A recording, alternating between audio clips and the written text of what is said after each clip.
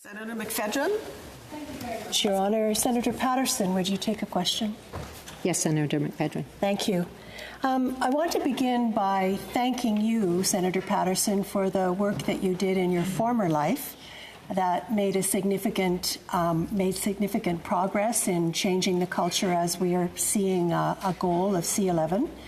And I also want to thank both Senator Patterson Sr. for asking questions that I also had in mind, which allows me to ask you this question. You've been very careful to be gender neutral in the way that you've presented this bill. However, most of us in the chamber, and certainly you and I, know that there's a highly disproportionate number of women who experience this kind of violence. And so I have two parts to my question. The first is, what kind of gender-based analysis was actually done in developing this bill? And the second part is, if victims, alleged victims, are going to be denied choice through this bill, what kind of oversight is going to take place to see what's happening in the civil system? I ask that because I'm a co-founder of the oldest organization in Canada that looks specifically at violence against women and children. And let me tell you that the grade for the civil system in dealing with these kinds of offenses is not high. Patterson. Thank you, Madam Speaker. So there are mechanisms in the system in order to have reporting come back. Each year, the Judge Advocate General is responsible for submitting a report to the minister on this very issue. The same with the military police, though their connection will be a bit lower. So the numbers are there. What I think is this should be a report we should all see for ongoing monitoring. That is the first part. The second part, I talked earlier about the independent review from on the military justice system, as I said when I talked about Justice Fish, and he happened to put a focus on issues impacting sexual misconduct from policing and legal, that this tool will still remain at the hands of the minister to determine, once his bill is passed, if he so chooses, to put another review in, an independent review as well, because there can be internal stuff done and there can be independent reviews as well.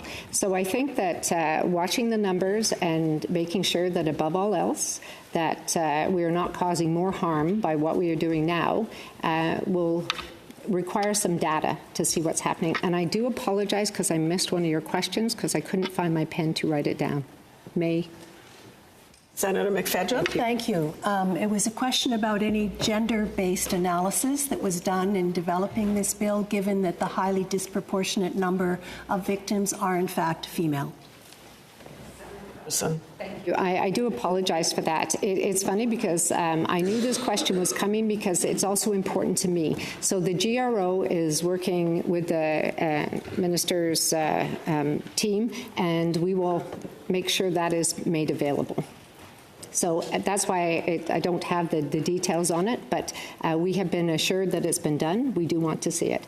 To comment on precedents versus incidents, we know with the data that's been collected since 2015 that while there's only 12 to 16%, I'm going to use gender here, women in the Canadian Armed Forces, the precedence is much higher for them to experience.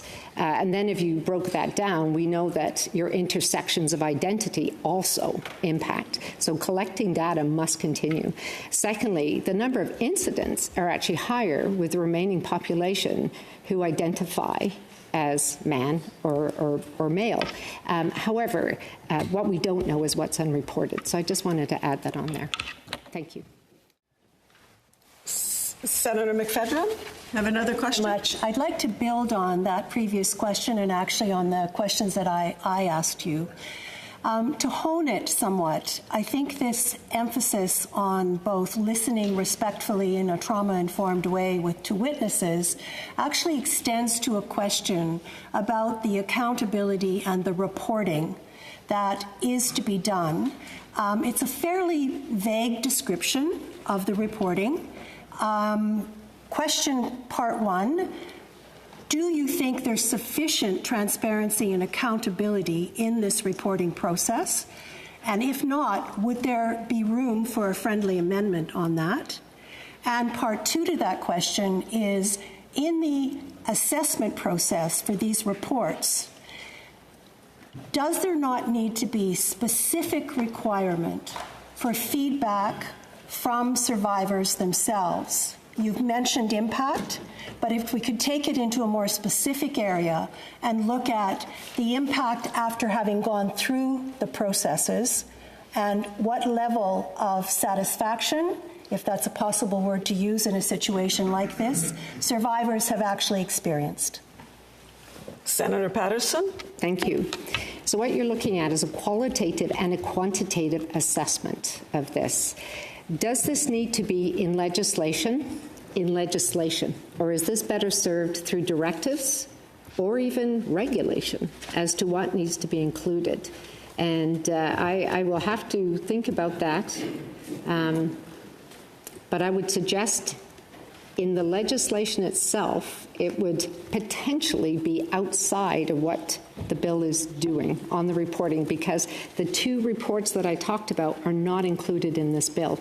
These already exist as reporting requirements for the military justice and police systems.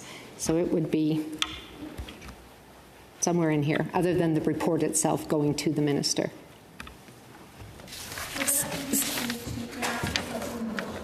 Senator McPhedran, if you have another question, I'll have to ask Senator Patterson if you'll accept, and if you do accept another question, you'll have to ask for more time. Is that so, Senator Patterson?